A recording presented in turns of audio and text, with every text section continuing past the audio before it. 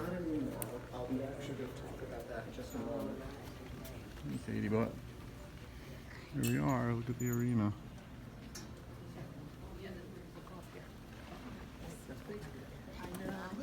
So again, when this building was opened as the Atlantic City Convention Hall and Municipal Auditorium in 1929, we were the world's first all-purpose entertainment and convention venue.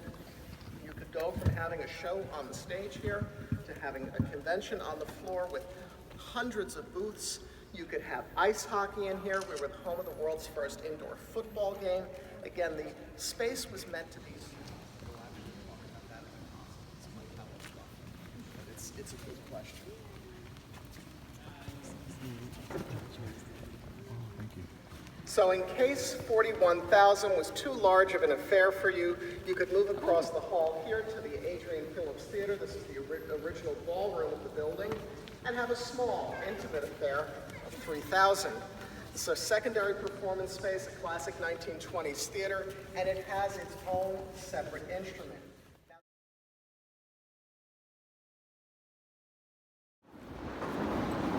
So the beauty of the building was designed that you could walk out here from the ballroom and take in the beauty of the Atlantic Ocean. Again, I know this is the off-season and it does not look busy right now, but during the summer, you could come out here and barely be able to move in front of the building for the crowds we get. Atlantic City gets over 28 million visitors a year. The Magic Kingdom doesn't see that, so it gives you an idea of how big our tourism industry is. And a lot of the larger pipes that are played with the organist's feet. It also encompasses what we call the grand choir, and that's an extension of the pedal notes up into the manual octaves you play with your hands. The next window over where that little ledge juts out, that's the organ's softest edition, the unenclosed choir, on only 3.5 inches of water column.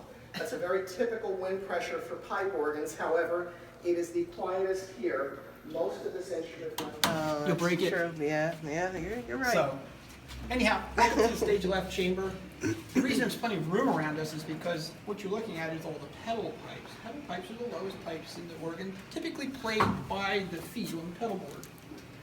So because they're so big, there's a lot of extra room to walk around. There's 4 other levels sitting above you. If you don't like that idea, I understand that. But anyway, everybody does an about face and look right behind you. There's a lot of metal sitting there. This is one of our world record holders. This is the 32-foot open contra diapason. This is an amazing Ranker pipe. This is there's a picture of this that I used to dream of when I was a little kid, ever seeing. I didn't see it for the first time until 2005. What makes it so fancy? Well, anyway, they were built in the chamber here because they're so big and heavy that you couldn't move them in here after they were made. They're made of 5/16 inch thick, cold rolled zinc, not a metal you often think of.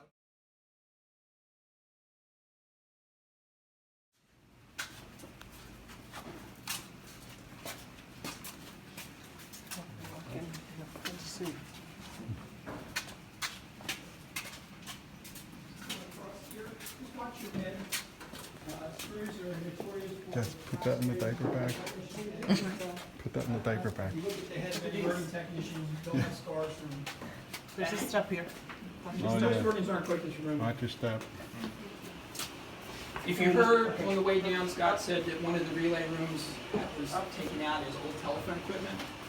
Well, that whole relay room now has been replaced with this digital switching circuitry. So keep that in mind, including a lock. When we go to the other side, we're going to see the original relay running back chamber.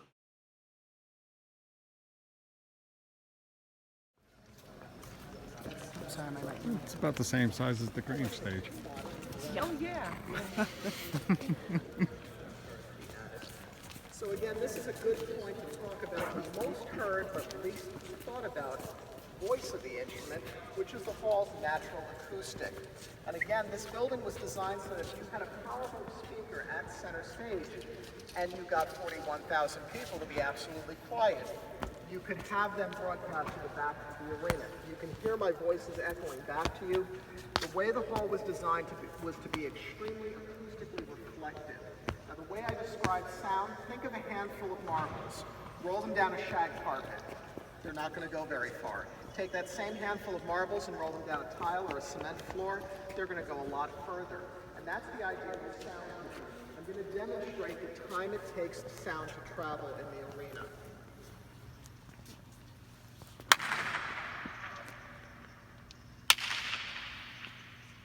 What you're hearing is my clap hitting each one of the barrel arches and being reflected back to you. That slapping that you're hearing is the physical time it takes sound to travel. So again, the organ is placed so far back in the room because this was designed that you could accompany a silent film if you wanted to. Six across, it's hidden by the jumbotron right now, but it's at the flat bottom. If you look back at that, you'll actually see the projection room. One time already, one way you lost a day, you crossed it the other way, you gained a day back. This ship never found her lost day, and she still has a day. Now, the next fire curtain, you can see Oceana, Poseidon's daughter, at center, sitting in court. Off to our left all the way is there Poseidon, her father, watching over her from the sea. And in between them, you'll see the barrel arch of Boardwalk Hall. They knew what a part of the skyline this would be, even back then, these original radio station, and their studios were behind the ballroom here. That WPG was the original, and WPGG and WFPG both. So there, I don't understand how that works. Me neither. I'm happy either way. The station is still technically here.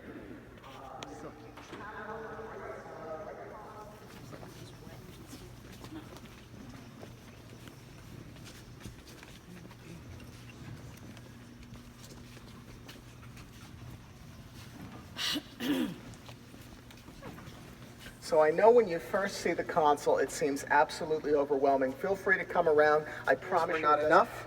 If you've never watched an organist play, they play another keyboard with their feet. As if 8 manuals were not enough, we actually have 11. The bottom 2 manuals and the pedal board are equipped with what we call second touch. So if you're playing with a normal key weight, you're engaging one set of contacts. If you push a little harder, the key dips down about 1/4 of an inch. That gives you access to another set of contacts, giving you access to a whole new set of sounds. So again, it's very customizable for the organist.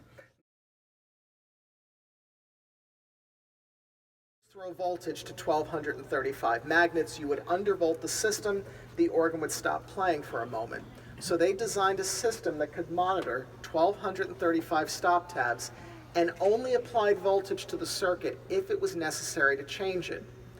That makes it a logic gate, and it predates the thesis on computing by at least 5 years. No vacuum tubes, no integrated circuits, no diodes. All of this was done with pneumatic technology. Unfortunately, a steam line was run through the room where that equipment was in 1934, and that rendered it unreliable. And then in 1944, it was soaked in 6 feet of salt water, solving it forever. So for 85 years, this instrument had to be manually registered until 6 months ago. I know these don't seem like massive changes, but for the organist, these are extremely large changes, going from very powerful to very soft with just the push of a button. Now the other aspect of this, when you had organists here, if you had the system programmed and they came in, they would overwrite your settings, which a lot of organists get very, very upset.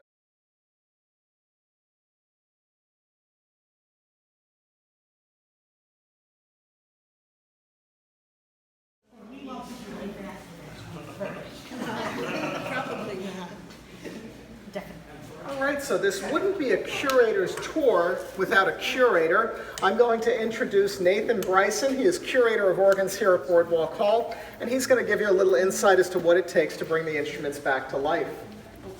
Good morning, everyone, and welcome to the organ shop. Now, this has always been the organ shop, but it wasn't actually designed to be an organ shop.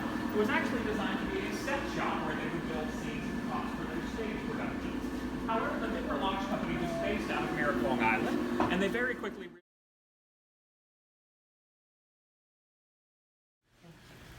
And since you guys are tailing Charlie, if you look right over here, there's one very unique rank that organists wanted to see, and it's a rank made out of a form of paper mache. You're just gonna stand right there. So if you look over here, this rank is out of one of the fanfare divisions.